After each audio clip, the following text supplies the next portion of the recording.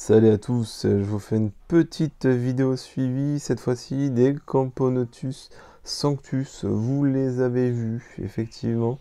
Donc là, ils sont sortis de Diapose L il y a 15 jours, 3 semaines. J'ai commencé à chauffer, ça fait une semaine. Donc là, ça y est, on est reparti. Donc je l'ai découvert, vous allez voir. Je sais pas si vous allez voir, mais on va essayer, hein. Donc là, il y a nouveau de la ponte, vous voyez, c'est reparti.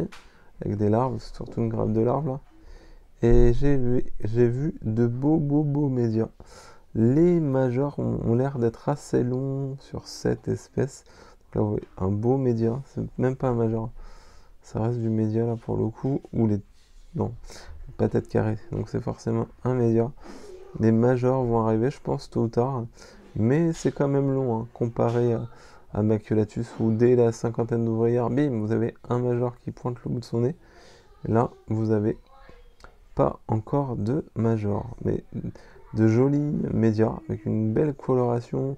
J'aime bien le noir au bout du gastre là, qui est vraiment bien prononcé. Vous pouvez voir un peu la coloration. C'est une espèce qui est plutôt sympa, mais qui est longue, je trouve, pour la première année tout du moins, au niveau du développement. Après avoir, j'espère qu'elles vont nous faire un bon pic de développement. J'ai en plus une nouvelle idée de nid que je vous présenterai. Enfin, c'est même pour moi qui l'ai créé. C'est quelqu'un, mais effectivement, l'idée me paraît plutôt sympatoche. Vous verrez bientôt. Je pense leur proposer un nouveau nid, mais j'aimerais pour ça qu'elle pousse encore un peu pour pouvoir les faire déménager. Voilà ce que je peux vous montrer. Donc vous voyez des œufs, des belles larves. Les ouvriers ont l'air d'être bien chargés, hein, parce qu'on voit les gastres ont l'air bien pleins, tout du moins. Donc ça fait plaisir. Ils sont nourris en ce moment, Soburn surtout. Ça passe sur cette espèce. Autant j'ai des espèces qui aiment pas, mais autant elle, ça va de poser problème. La Ginée, elle va bien. Elle s'est mis dans la partie crade, entre guillemets. Alors vous voyez, elle m'avait mis des déchets, elle me les ont sortis, mais il reste quand même des saletés un peu sur la vitre. Donc voilà, un petit peu. Madame Lagine, qui est vraiment très jolie. Vous pouvez voir très foncé, brillant, avec effectivement ce orange sur les flancs du gastre. Les ouvrières également, je vous montre mon l'air de chasse, mais c'est pas forcément le mieux. L'air de chasse un peu sale pour le coup, sortie de diapose. Le petit abreuvoir qui voit très bien, ça fait le taf. Là vous voyez, et il va falloir que je remette du flanc parce qu'elle commence à attaquer. Alors, elle ne passe pas, hein, mais sans que là il est un peu vieux, il a presque 6 mois le fion. Donc on voit que ouais, elle commence à tenter. Vous voyez, un peu de nourriture. J'ai toujours pas de moisissure dans le nid, ça c'est plutôt une bonne chose. Ouais, même en mettant, j'ai essayé. Après, je suis un peu vicieux sur ce point-là, mais quand je teste mes nids, j'aime bien. De mettre carrément des insectes sur sur le mélange du nid, sur le cou, là, cette espèce de petite montagne. Et j'ai pas de moisissure. J'ai des taches, mais ça moisit pas comme sur certains nids ou certaines dalles. C'est assez hallucinant pour un nid, entre guillemets, premier prix. Donc là, il y a un peu de saleté qu'il faut que je nettoie. Il y a même un cheveu, je sais pas pourquoi. Il y a carrément un cheveu. Bon. Bon, donc là, c'est la saleté.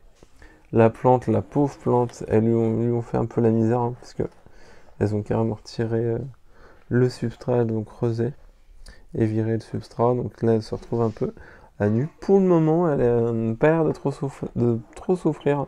J'essaie de lui mettre une goutte en général toutes les semaines pour l'aider un peu à survivre dans ce monde cruel, dans le monde cruel des Camponotus sanctus. Ça pourrait être un bon titre de film, ça. Donc voilà, un petit peu ce que ça donne. C'était pour vous les montrer. Là, ça y est, on voit que ça y est, elles sont repartis, ça bouge, il y a du développement. C'est une espèce sympa, mais pareil, là, pour le coup, la fondation, c'est quand même. Alors, c'est pas compliqué, hein, mais c'est pas évident, quoi. Il y a plus facile à faire fonder. Mais après, il n'y a rien non plus de très sorcier, hein.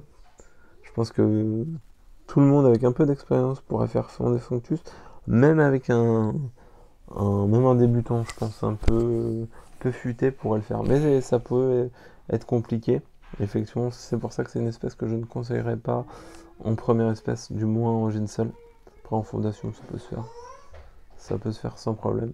Voilà ce que je peux vous dire pour le coup. Hop là, mais une petite oreille avec un petit œuf. dans la gueule. Voilà, je voulais vous les montrer. C'est une vidéo comme d'hab, hein, sans chichi, sans prétention, pour vous montrer. Alors moi, j'estime la population. Dites-moi ce que vous en pensez dans les... Je vais vous mettre mon doigt, ça va vous donner une idée. Vous voyez? Et c'est profond, ça fait à peu près 3 cm de profondeur, donc c'est assez profond. Moi, j'estime la population entre 120 et 150 ouvriers. N'hésitez pas à me dire dans les commentaires. Attendez, je tourne pour que vous puissiez voir un peu. Je fasse pas tout tomber non plus, parce que ça, je serais capable de le faire. Donc, comme là, le nid est un peu en équilibre, vous voyez, hop. Et enfin, là, il y en a quand même, je dirais, il y a bien une trentaine, cinquantaine d'ouvriers dans l'aire de chasse. Voilà. Merci de m'avoir regardé. Bonne journée à tous. Salut.